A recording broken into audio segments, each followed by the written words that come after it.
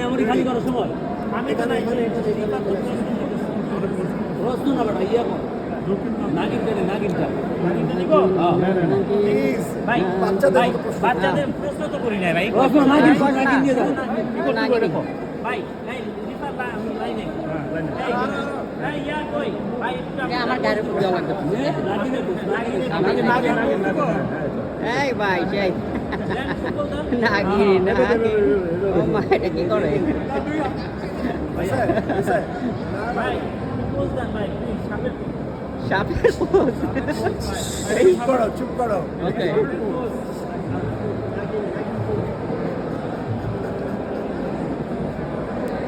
ভাই আমি বিন বাজাই হ্যাঁ বাজান ভাবিকে বলে নিয়া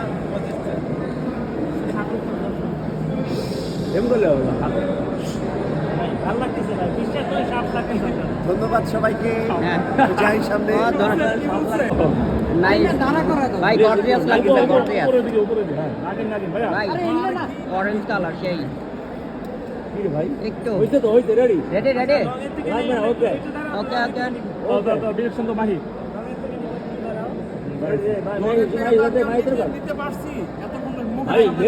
প্রোগ্রামটা আমার অনেক আগে থেকে ঠিক করা থাকে এবং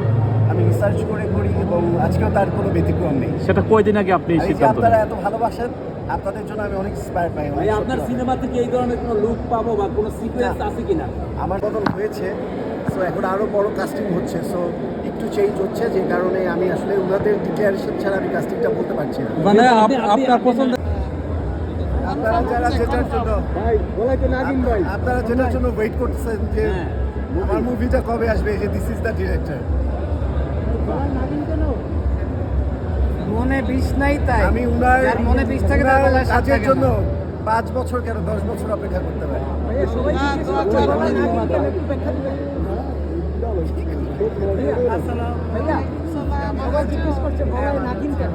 নাগিন বলছি কিন্তু একটু লঙে বলবো, একটু লঙে যাই। একটা পজ দেন ছোট করে রেড কার্পেট আগে এটা শেষ করে নেন রেডি ভাই দাঁড়া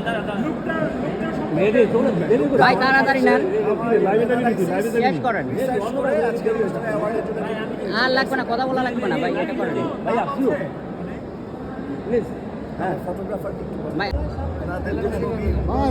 আমি হয়তো শোন ভাইয়া এখনো না অনেকদিন ওই সময় তো অনেকেই জানতো